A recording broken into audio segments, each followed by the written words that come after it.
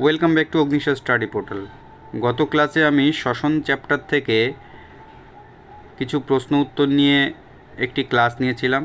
তো সেটা ছিল প্রথম পার্ট, আর এর সেকেন্ড পার্ট এখানেও কিছু গুরুত্বপূর্ণ প্রশ্ন উত্তর নিয়ে এসেছি।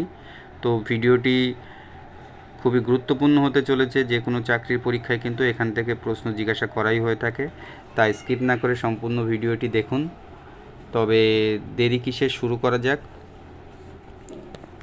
শ্বসন এক প্রকার কি? উপচিতি বিপাক, অপচিতি বিপাক উভয় কোনোটিই নয়। উপচিতি মানে মেটাবলিক মেটাবলিজম, আর ক্যাটাবলিক মেটাবলিজম। তাহলে সঠিক উত্তর হবে শ্বসন অপচিতি বিপাক। আর সালোক সংশ্লেষ কিন্তু উপচিতি। উপচিতি কেন বলা হয়? দেহের শুষ্ক ওজন বৃদ্ধি পায় সালোক সংশ্লেষের ফলে। আর অপচিতি বিপাক মানে দেহের শুষ্ক ওজন হ্রাস পায়। এটা কিসের ফলে? শ্বসনের ফলে। এই জন্য তাকে অপচিতি বিপাক বলা হয়। তাই সঠিক উত্তর হবে অপচিতি বিপাক। শ্বসনে শক্তি উৎপন্ন হয় মূলত নিচের কোন অণু থেকে? Protein, glycerol, glucose, amino acid. সঠিক উত্তর হবে কি? গ্লুকোজ। গ্লুকোজ থেকে কিন্তু শ্বসনে শক্তি উৎপন্ন হয়।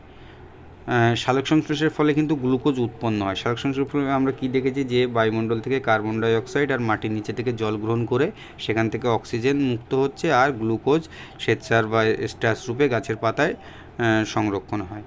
তো সেক্ষেত্রে গ্লুকোজ উৎপন্ন হচ্ছে। আর শ্বসনের ক্ষেত্রে কিন্তু তার ব্যতিক্রম, উল্টো। গ্লুকোজ এবং অক্সিজেনের উপস্থিতিতে সেখানে শ্বসন হবে, সেখানে কার্বন ডাইঅক্সাইড মুক্ত হবে। তো সেক্ষেত্রে এখানে কি, কোন অণু থেকে যে শক্তি উৎপন্ন, এই শক্তিটা কিন্তু গ্লুকোজ থেকেই উৎপন্ন হয়।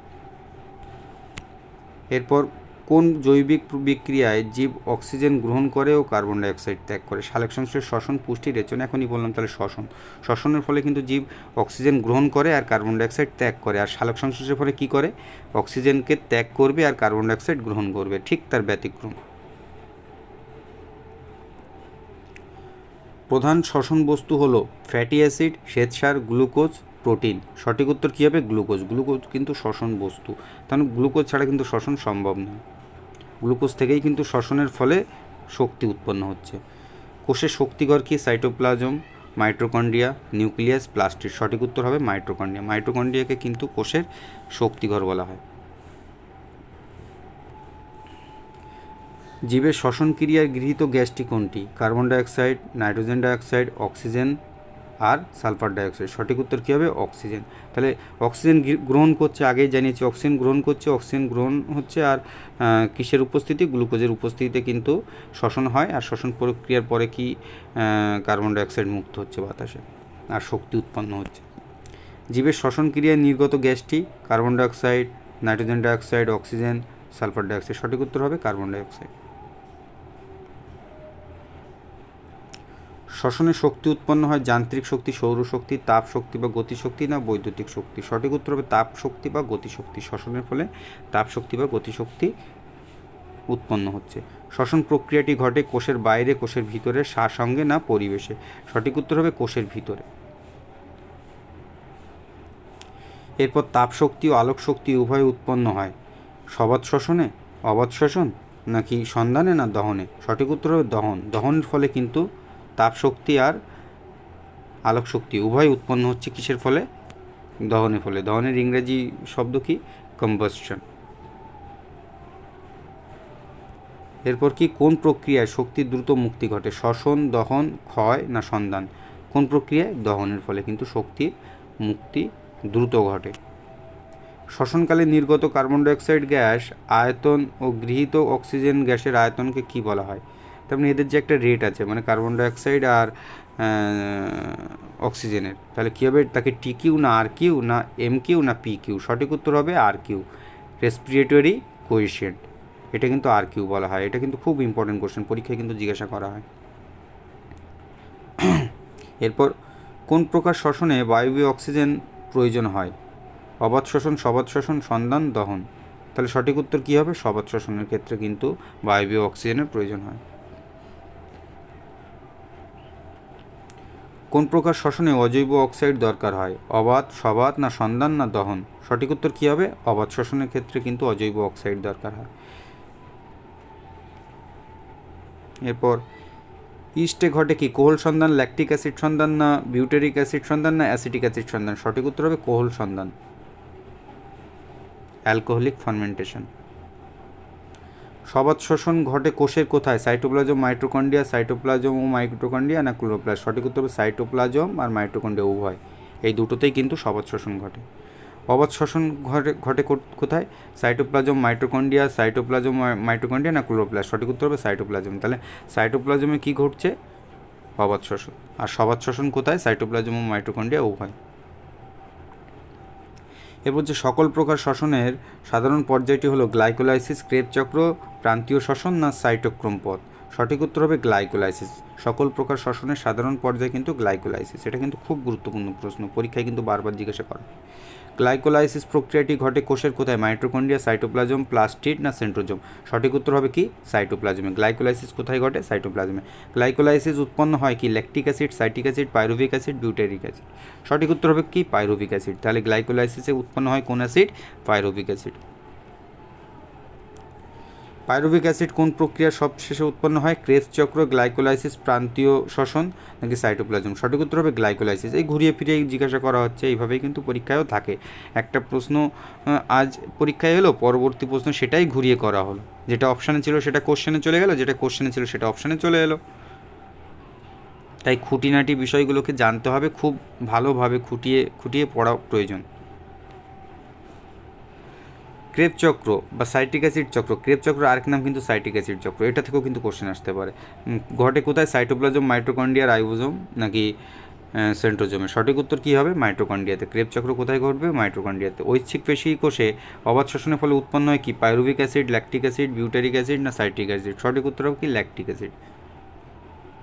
পেশি যে ক্লান্তির সৃষ্টি হয় ওই ঐচ্ছিক পেশি কোষে অবাত শোষণের ফলে, তো সেক্ষেত্রে আমাদের অনেক সময় কষ্ট হয়ে যায়, বহুক্ষণ দৌড়ানোর পরে পেশি ক্লান্তি সৃষ্টি হয়, সেটা ল্যাকটিক অ্যাসিডের জন্য। এরপর কি অতিরিক্ত পরিশ্রমের সময় পেশি কোষে কোন অ্যাসিড উৎপন্ন হয় পেশি সাময়িকভাবে ক্লান্ত হয়ে পড়ে? Citric acid, lactic acid, pyruvic acid, acetic acid? এখনই বলছিলাম। তাহলে কি? ল্যাকটিক অ্যাসিড হবে। শ্বাসমূল বা নাসিকামূল থাকে কোথায়? পদ্ম গাছ, সুন্দরী, ক্যাকটাস, মটর? সঠিক উত্তর হবে সুন্দরী গাছে শ্বাসমূল থাকে। এরপর কি উদ্ভিদের শ্বাসঅঙ্গ হলো পত্ররন্ধ্র, লেন্টিসেল, পত্ররন্ধ্র, লেন্টিসেল, কিউটিকল? তাহলে সঠিক উত্তর হবে কি? পত্ররন্ধ্র ও লেন্টিসেল। অবাত শ্বসনের সম্পন্ন করে এমন একটি প্রাণী হলো কেঁচো, হাইড্রা, মনোসিসিস্ট নাকি প্রজাপতি? সঠিক উত্তর কী হবে? মনোসিসিস্ট। এটা একটু মনোসিসিস্ট হবে, এটা টাইপিং একটু মিস্টেক আছে। ত্বক প্রধান শ্বাসঅঙ্গ রূপে দায়িত্ব পালন করে কোন প্রাণী? কুনো ব্যাঙ, কেঁচো, আরশোলা, চিংড়ি? সঠিক উত্তর হবে ত্বক প্রধান, এটা হবে আরশোলা।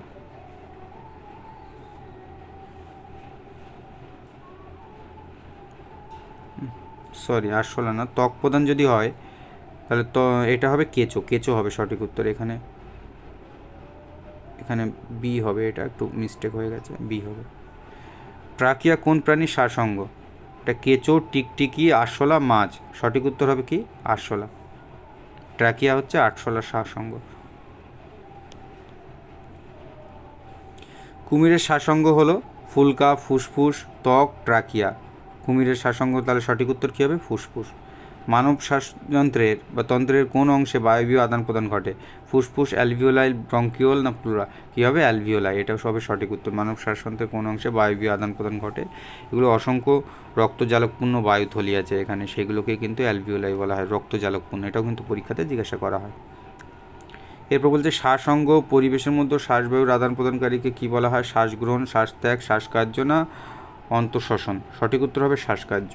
শ্বাসকার্য এক প্রকার রাসায়নিক প্রক্রিয়া, জৈবিক প্রক্রিয়া, যান্ত্রিক প্রক্রিয়া, ভৌত প্রক্রিয়া? সঠিক উত্তর কী হবে? যান্ত্রিক প্রক্রিয়া। ক্রেবস চক্রে সাহায্যকারী উৎসেচকগুলি থাকে সাইটোপ্লাজম, মাইটোকন্ড্রিয়া, নিউক্লিয়াস, রাইবোজোম? সঠিক উত্তর কী হবে? মাইটোকন্ড্রিয়াতে। ক্রেবস চক্র সাহায্যকারী উৎসেচকগুলি কোথায় থাকে? মাইটোকন্ড্রিয়া। এক অণু গ্লুকোজের সবাত শোষণের মাধ্যমে সম্পূর্ণরূপে জারিত হলে কত অণু এটিপি সৃষ্টি হয়? তাহলে কত অণু এটিপি? 38 অণু এটিপি সৃষ্টি হচ্ছে। এটা কিন্তু পরীক্ষাতে বারবার জিজ্ঞাসা করে, খুব ইম্পর্টেন্ট কোশ্চেন। এরপর অতিরিক্ত শ্বাসযন্ত্র অক্সিজেন গ্রহণ করে জল থেকে, বায়ু থেকে, মাটি থেকে, গাছ থেকে? সঠিক উত্তর হবে বায়ু থেকে। মাকড়সার শ্বাসঅঙ্গ হলো ট্রাকিয়া, বুকলাং, বহিফুলকা, দেহতল? সঠিক উত্তর হচ্ছে বুকলাং।